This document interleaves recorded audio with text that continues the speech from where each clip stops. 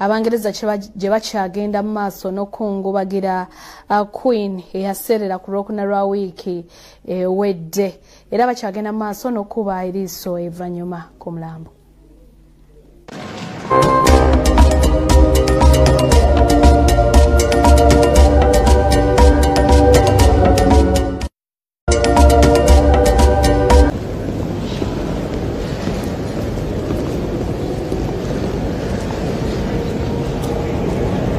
Wano mu Uganda abantu abingi bakyagenda maaso n'okungubagira abadde n'abakyala Obungereza Elizabeth okubine bawandiika obubaka mu kirabe kya Dokita Bikyaffe wano mu Kampala. Olwaleero Munalotale Professor Augustus Nwagaba bitadde mu engato n'ateeka obubaka mu kitabo kino atuludde nti ayitaziza kusigala mabega olw'okuba Obungereza ekoze ekitendennyo mu kutumbula ebyenjigiriza byakulunga ebikubaganyuddwa mu nteekateeka eno. And of course for me as a graduate of London School of Economics, I feel saddened and also I feel for the of goodness, of outreach, so that you live purposeful life like Queen Elizabeth has done. Mbalabaze President Olutale w'Emiyenga Ruth Kijambo olw'okuteeka okuteeka obubaka mu kitabo atubulidde enfunda ez'enjawulo mwasinganidde abadde n'abakyala b'Obungereza era nti ensi yonna egenda kumusalirwa nnyo. Kati we nali mu Kyogamu nafuna omukisa nali omu ku baategeka Kyogamu ng'ejja Queen ne musembererako okumpi. Asiimye Vision Group olw'enteekateeka eno n'akunga abantu okujja okuteeka obubaka mu kitabo kino nga tekirina kutwalibwa ku kitebe kya Bungereza. Vision tugyebaza nnyo.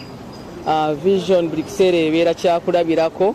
Basaba mujje musayininge mu kitabo kya New Vision. Twogedde ku nabo abatadde obubaka mu kitabo. Kimanyi nti waliwo omulimu ogwakolebwa nga Save the Children's Fund. Her soul rest in peace. Kale mugende mu maaso nga mujja okuteeka obubaka mu kitabo wano ku New Vision. Ate President Yoweri Kaguta Museveni asinkanye era n'akubaganya ebirowoozo n'abakwatibwako mu kulima emmwanyi, abasuubuzi n'abo abazongerako omutindo. Bano President ababuulidde nti tekisaana Uganda kutunda bintu byayo nga tebyongeddwako mutindo kuba oba oliawo tufiirwa bingi nga Uganda. Ategeezezza nti gavumenti ya NRM okuva mu 1986 ezze ezimba ebyenfuna by'eggwanga ebyetengeredde nga bisobola okweyimirizaawo. Asabye abakwatibwako ku mmwanyi mu kaweefube gavumenti gw'eriko okulaba nga zongerwako omutindo. Agambye nti bakwesigama ku nnyingo 10 ezabaleeta mu buyinza. Pulezidenti abawadde ekyokulabirako emmwanyi ya Uganda tetundibwa nga teyongeddwako mutindo. Ate ye Director wa Uganda Vink Coffee Company Ahmed agumizza abali mu mulimu gw'emmwanyi nti baliwo okukolera wamu wabula si kubasuula.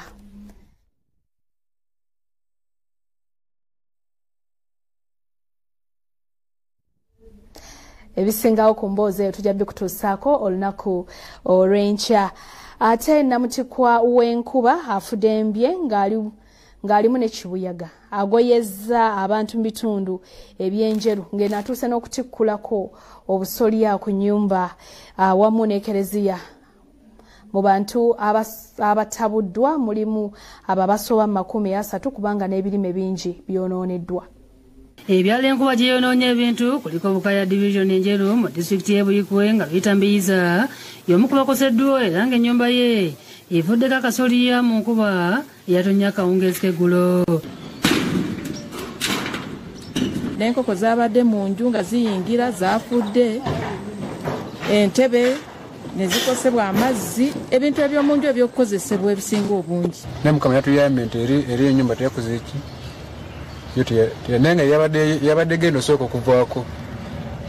Then Mukama n'agiwugula then empewo nejja n'ekwata eno. Abaati namukola ki negagenda n'ebitooke byonna. Itegerekese ng'enkuba etikudde obusolya ku mayumba 30 okulinda Ekkeleziya ya Bukaya nga amabaati gaayo galabiddwako nga bivamidde emiti.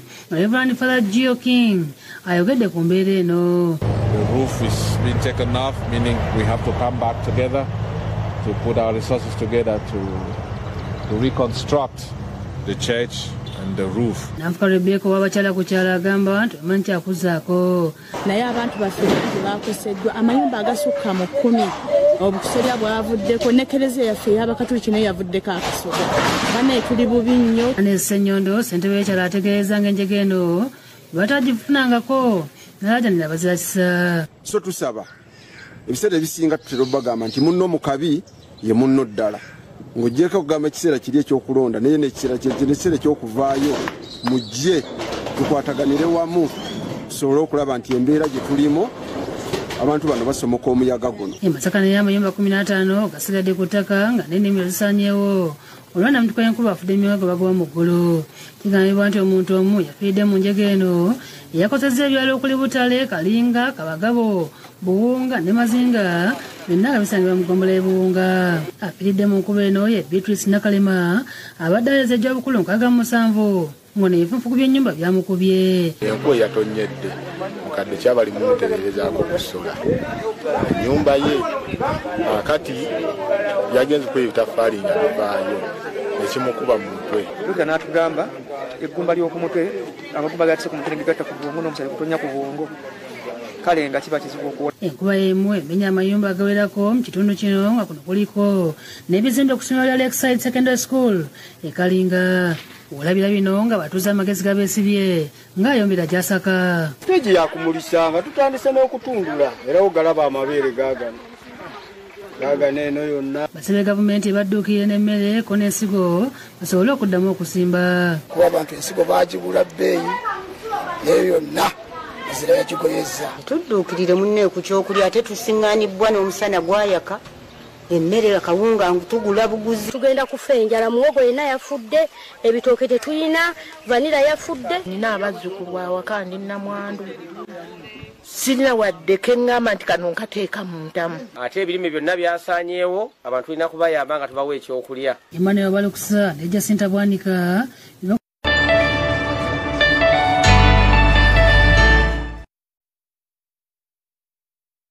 embuga okusingana Katikkiro Charles Peter Mayiga n'okwongera okubalungamya mu nkola y'emirimu gyabwe abasaba okubeera abagumiikiriza awamu n'obuteetaba mu bikolwa ebivumaganya omulimu gwabwe.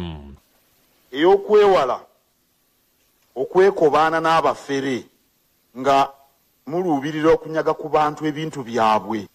Tosobola kubeera looya mulungi okujjako ng'oli mwesimbu. Awatali bwesimbu obwenkanya tebubukala. Abodde n'okuuka mu tekinologiya kubanga ensi kati kwetambulira. Mu mirembe egijja mu biseera by'abaana bammwe n'abazzukulu anaanyweza tekinologiya ICT agenda okufuga ensi eno.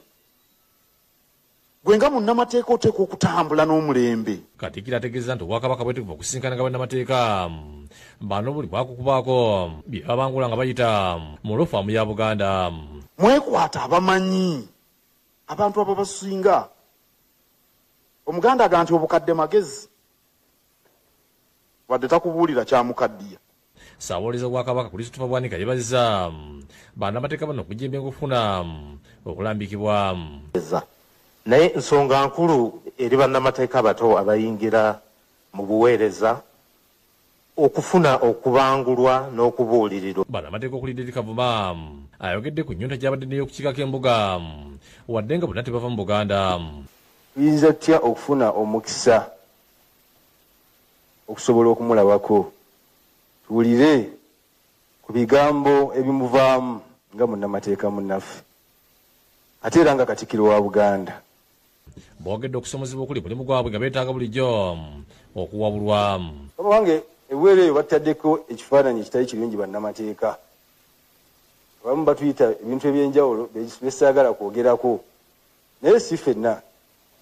Naye tulowooza nti naawe osobola okusigawo ekifaananyi okulaga abantu bamanye munnamateeka lwaki asobola okukwatagana ne Kanso Ken nga bali mu kkooti emu.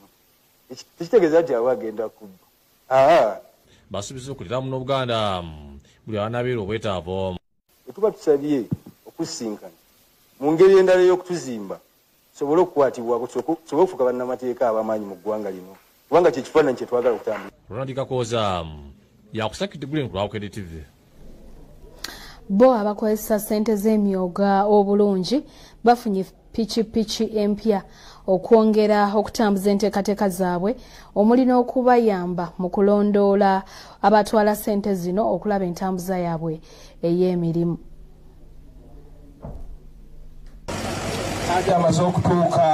Minisita omubeezi wa microfinance Hajji Katimbo ayongedde amaanyi mu kulambula abafuna ssente z'emyoga bugiri nga gavumenti yabawa akawumbi kamu mu obukadde 600 eno olw'ebibiina by'abakyala abavubuka abavubi abasuubuzi ab'ekyomuliro n'abalala bano bakozesa bulungi ssente era basobodde okuteeka obukadde 27 ng'akulira emyoga mu bitundu bya Busoga Ndungu Bugenyi bwalambulula mu bantu bano mu myoga gino zaali kawumbi kamu mu miliyoni 65 associations ezaborrowinga mu myoga gino zaali 424. Then the amount that has been lent out by SACCOs is over 2.7 billion. Abafuna ssente bategeeza minisita nga bakozesa ssente zino bulungi nga bazimba n'amayumba n'okutandikawo bizinensi endala ez'okwejjambwavo. Tulina bamemba abaigula bamaduuka, tulina bamemba abagaziya famda abaidde okulunda enkoko. Baali bazirayala ka bizinesi saayo n'abandi batandiiseeku okutandikawo a small business like IGS eyo mu field mu bibiina byaife. Abanyamiriwani 9 twadiwola mu kwizaayo basevinga miliwoni 4. Bayongeddeko nti olw'okuba abantu bangi abeetaaga ssente z'emyoga buli lunaku basaba gavumenti okubongera ku ssente okusobozesa buli mmemba okufuna. Tukyasala tutamu okujayiganga tuzizawe tujja kudibalira kabi tuba tulikukosa magoba ge tuba tulifunako. So ekyo kyaba nti waba waliwo engeri esobola okutuyamba tusobole okuyamba batufe nga tusobola okweyakumba. Era nga tugezaako okusomesa awabula kyetuliko yaliikirira mu transport tutuusa kusomesa abantu baifwe. Minisita Kasolo abakuutidde okuteeka ssente ze buli lunaku n'alabula abanatwala ssente batazikomyawo kakubajootoka. Tayingiza ssente buli lunaku wanika mwe abatawanise mu myoga mwanonamu ki? Kubanga ssente z'emyoga zama bayingiza ssente buli lunaku. Ababoda, abatakisi, bamakanika, aba restaurant, ba vendors baani. Minisita akwasisa bulunula ssente z'emyoga pikipiki ze babagulidde.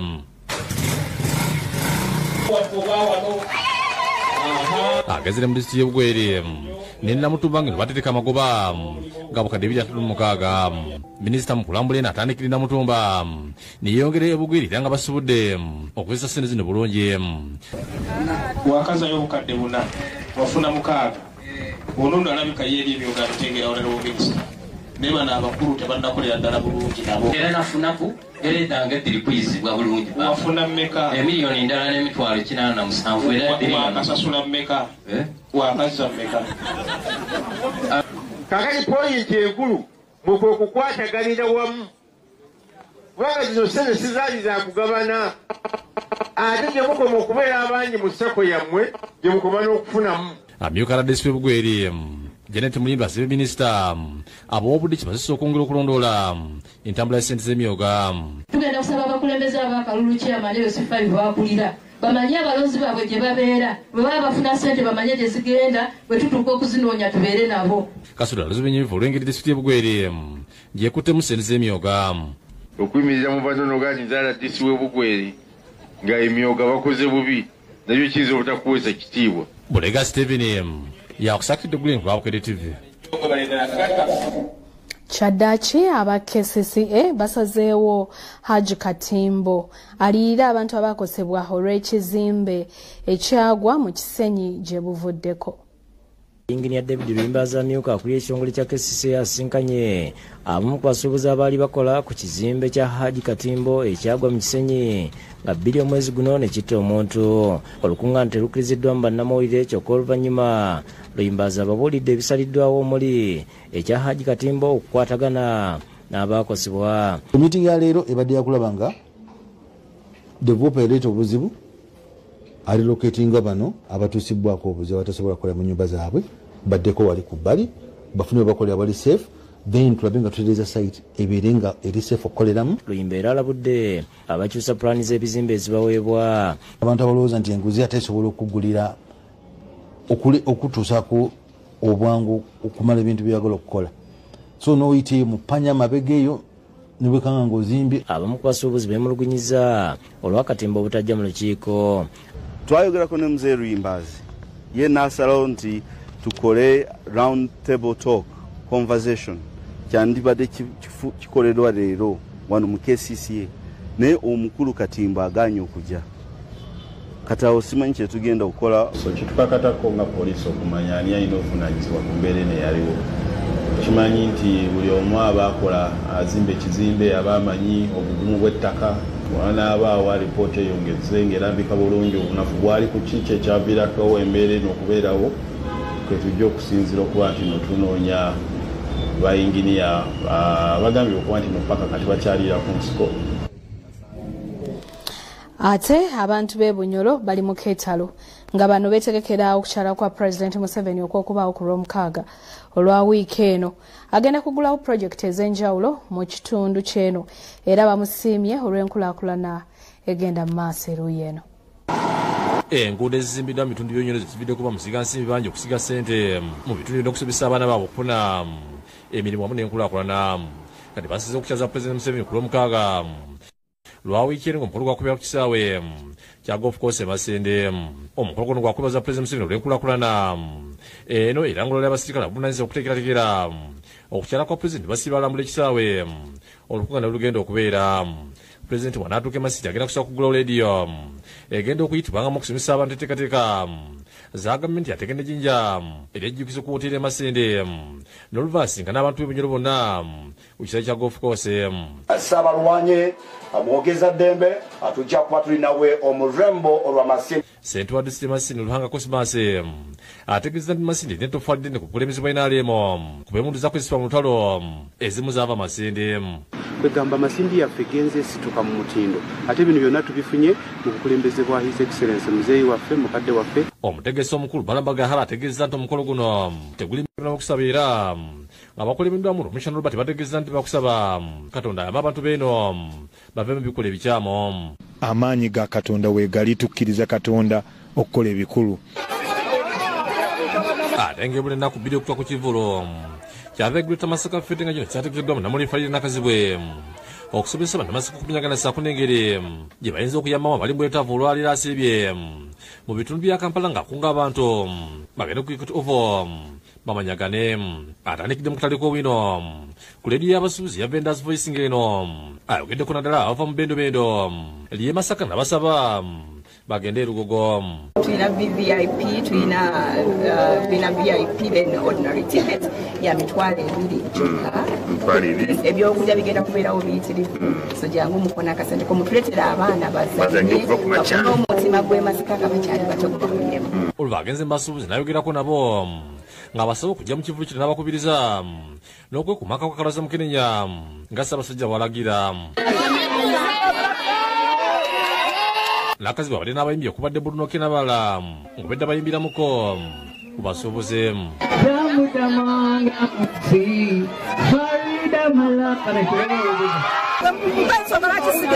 Omwana we waffe e Masaka twasomoka lwera mwana twajja kukola ffe bannaawe Masaka bonna bakola bajje. Beeyongedde mu kikubo ne Wakiseeka ng'enda abamu ku basuubuzi baguze tiketi.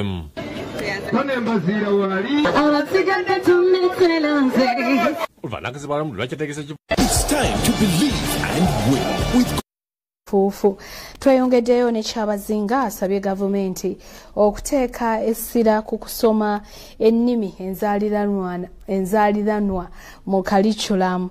Agambye nti kino kyakuddamu okubbulula amasomero ga Nansangwa n'okuzimbira abasomesa amayumba nakyo kitaaga kiteekebweko essira. Abibuulidde akakiiko akagenda okubaga etteeka eppya erinaalungamya ebyenjigiriza mu ggwanga aka Education Policy Review Commission.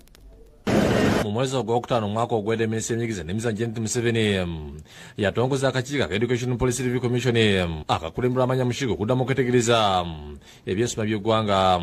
Abakakiiko no basisinkanye Kyabazinga Gabulano Dipe w'okuna baminisita b'Abusuga n'abalala bakwatibwako ebyenjigiriza okubafunamu ebirowoozo ku nsoma empya Uganda gye yeetaaga. Kyabazinga asabye gavumenti okuteeka essira mu kusomesa ennimi enzaaliranwa kiyambe okuuma obuwangwa empisa n'ennimi ennansi. In order to preserve our culture, make it easy for us to teach the young generation what is supposed to be done, and of course to guide them, counsel them, such that we can have fruitful society. Azibwe n'okuddamu okubbula amasomero nga Nansangwa. Very many parents, including Nansangwa region, are discouraged to take their children to such schools. Therefore, we are requesting for your help to find a way of revamping our traditional schools. Katikkiro Dr. Joseph Mvawala era nga emyuka ssente wakakiiko na gavumenti ebyenjigiriza mu Busoga bisibengeredde nnyo nga ensonga lwaki akakiiko katandikidde Busoga. Kusinga okuba ni obubonero obulaga nti ebyokusoma byaffe birisebenkeera. Twegaana ekisigala ife ng'Abasoga n'okuta ebidduuba ebyo byonna ife byetuyite mu mitu kuba Abasoga mirundi mingi tuli balungi mu bwongo aye tuli babi mu nkola. Agnes Asiro okuva mu kakiiko akowodde abantu bonna abalina endowooza ez'okugasa ekitongole ky'ebyenjigiriza baziweeyo. Have changed. We had a request to the public to submit written proposals from all walks of life. Any individual can stand out, can come up with an idea that is helpful in leading us to the direction that we need. Ebyo nga bijjo Ssaabasajja Kabaka Ronald Muwenda Mutebi okubira asimi n'alonda bazaale erono okukiikirira Abasoga mu luka gw'eggaba. Abasoga ku lukiiko lw'omuluka gw'eggaba. Ssentu w'Abasoga erono bazaale asimi Ssaabasajja n'abaganda okulaza mu mutima omulonje. Taata waife Kabaka wa Buganda atulaze ekyokola. Taata waife tumwebaza Kabaka waife owa Buganda yeebale butagoola oba okusosola buli ggwanga eridda mu kitundu kino. Eyo nga tuvuddeyo batongoza Nayikondo ekinana mu mukaaga kwezi ekikumi baasalawo okusimira bannayuganda mu bitundu ebyenjawulo. Bano olwawo n'ab'ekitongole kya Nairo Humanitarian Development Agency Nayikondo to get easily water. Kasimu Kalooza akwanaga ebyemirimu ategeeza Nayikondo n'emu ku ezo ze bazibaza mu bitundu by'eggwanga ebyenjawulo nga balina ekibuga kya kusima eziwera 10. Operating nationally. Lwakuba nti tusinziira ku busobozi bwe tulina okutuuka mu districts naye kitone nnyo tulina districts mu ggwanga lino ze tutuuseemu. Sadat Gunesha akikira abifamire ategeeza nti kikolo eky'okudduukirira abali bubi bakikola mutima muyambi. Omusomesa Aliyetu Musima ategeeza nti Nayikondo ne bayambye okumala okulolagana n'abatuuze ab'ekyalo. Aba Humanitarian Agency Development Agency olwabwaho eno gye batuwadde tubadde n'ekizibu nti amazzi bwe gabula abaana tulina bbowa eri mu kumpi n'essomero nti babadde bagenda ne bagabana bbowa eyo n'ab'ekyalo. Tubawadde amazzi enzizi ngeno project yatuweebwa ba donors oba abavujjirizi abalina omutima ogwagala guyambe. Ate enteekateeka y'okugaba omusaayi masasi ga Buganda ekyagenda mu maaso ng'abayiga Red Cross Society, Uganda Blood Transfusion Services wamu n'ekitongole kya Kabaka Foundation basibye Musazire Gomba akulembedde obugaba omusaayi abadde omulabizi wa Ssentebe Buganda Michael Bowa ne bannaddeeni omulabizi Bowa mubaka bw'asiimye Kabaka olw'okulwanirira obulamu bw'abantu be. Obubonero bwangu kunala obulaga okwagala Ssaabasajja Kabaka kwalina eri abantu be. Ssaabasajja Kabaka ayagala abantu be tubeere balamu. Akuza abantu okujjumbira enteekateeka eno omwami wa Kabaka w'essire Gomba Kitunze Jackson Musi akunze bannagomba okujjumbira ogaba omusaayi. Tusaba mwenna muveeyo mangu nnyo mujjumbire enteekateeka Ssaabasajja eno. Ssaabasajja tumwebaza nnyo atujjukiza mu bintu bingi era atutukusiza mu bintu bingi. Si musaayi guno gwokka atujjukiza okukola ennyo twalira awamu.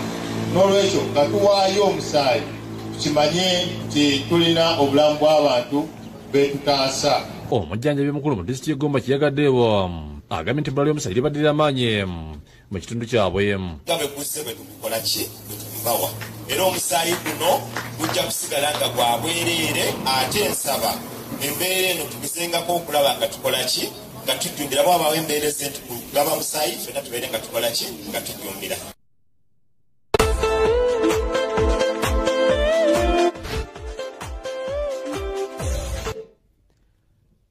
Lubura Loria n'ekiro kyaffe ky'ebyemizannyo agataliko nfufu wano ku Bukedde TV1.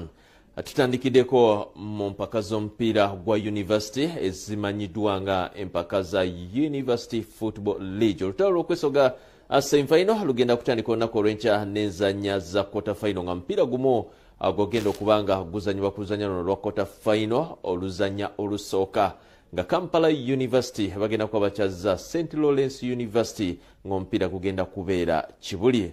Omusasi waffe alina amawulire okuva mu nkambi zombi.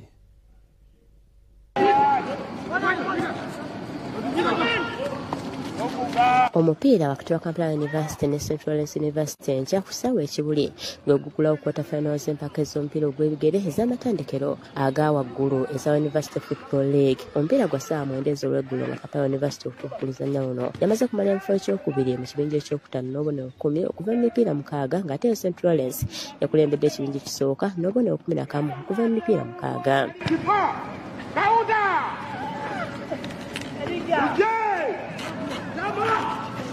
Timu zino zombi zasemba okusinkana ku semifinal za 2018 nga St. Lawrence yagwangulira mu penalty goolo 6-5 oluvannyuma lw'okulemagana ku mugatte gwa goolo 3-3. Omupiira gw'enkya gugenda kubeera gwa luzannya lusooka nga lweludda lwera kutandika na buwanguzi. Isuubira omupiira gwe twasamba mu Nkuba twaguwangula era kimanyira bwe neetonnya ku Lwokuna tujja kugoba.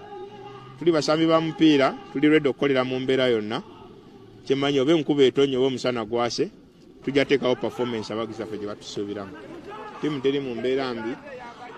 Tetuzeeyo nnyo mu katale, tetwongeddemu basambi olw'ensonga nti nga nze mbagamba okuva ku lunaku olwasooka nti eno tiimu mpya ate ekyakula. Okusingira ddala tugenda kubanga tuconcentratinga ku plan, tulabe engeri ki gye tunaabanga twapplyinga ebyo bye tuba tukoze technically tactically olw'ensonga nti nno twegala okufuna coordination offensively, defensively, n'ebifaanagana ng'ebyo. So nga era watusangidde tuli mu kulaba nga tukufuna plan engeri y'okuba nga tufuna goal mu bwangu. So kyenyinza okwogerako nti tuli ready physically, technically, tactically, mentally. We are prepared. Mu kwata final endala Bugema yakuzanya Uganda Matters ng'ennaku z'omwezi 2 omwezi guno. Nkumba ezanye UCU nga 22 ng'ate Kyambogo University ekyaza Mubs nga 29 omwezi guno.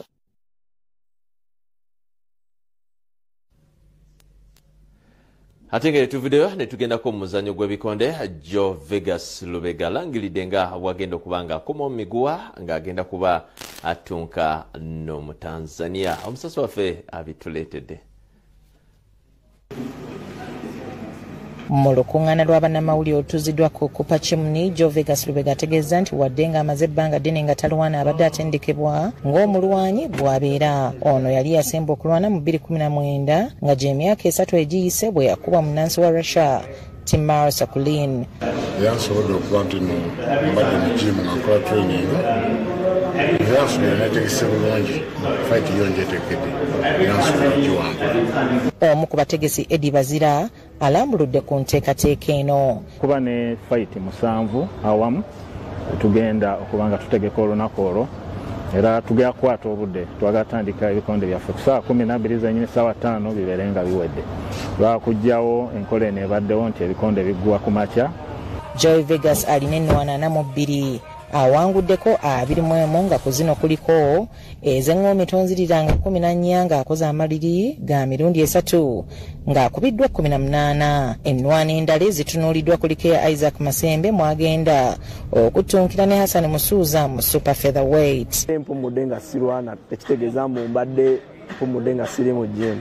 Mbadde ndi mu gym nga ntraininga era sizikizanga sijjangako mukono era ne fight yange yakeke mwagiraba engeri gye nalwanamu era mbasuubiza ku mulundi guno ate okufuna ekisinga ku ekyo. Songa ne Olympian Catherine Nanziri agenda kulwana ne Salma tebeesigwa nga buli omu awera. Nanziri ndi kuzaalirira wa muhango olw'okulirayo tewazanya amateur you have to professional fights and zona chiwa sijja kale complimentinga nyo naye olunaku lwa first sijja kwogera bintu.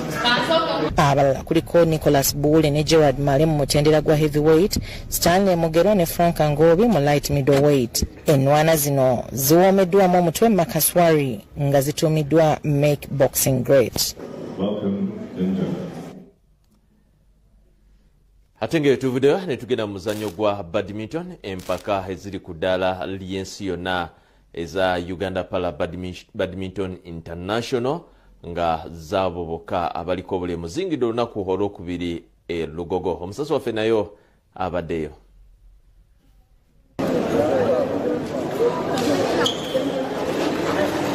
Empaka z'ensi yonna ez'omuzannyo gwa tena w'ekyoya ez'abaliko obulemu eza Uganda Para Badminton International ziyingidde olunaku olwokubiri nga ziyinda mu kisaawe Kibika e Lugogo.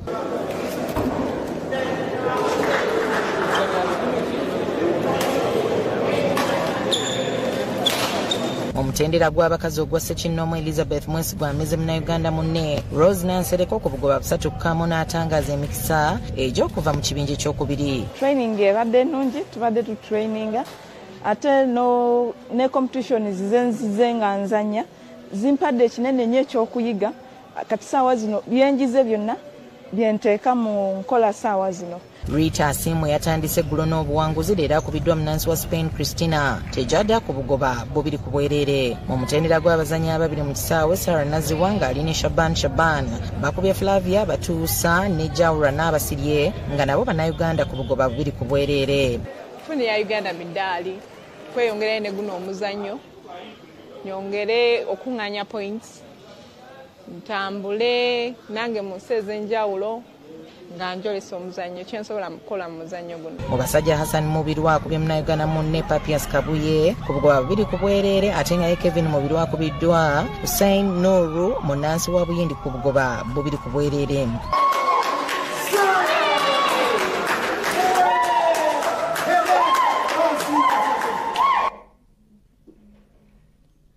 Agechuire musike b'emizannyo ekiro ky'olunaku olwaleero ebirala byonna naddala bikwata ku mpaka za Bulaaya za UEFA Champions League tujja kuba tubifuna olunaku lujja kubeera lwanca mu puroguramu zaffe ez'enjawulo. Akumata 10 mpeera musole bulungi mwendala.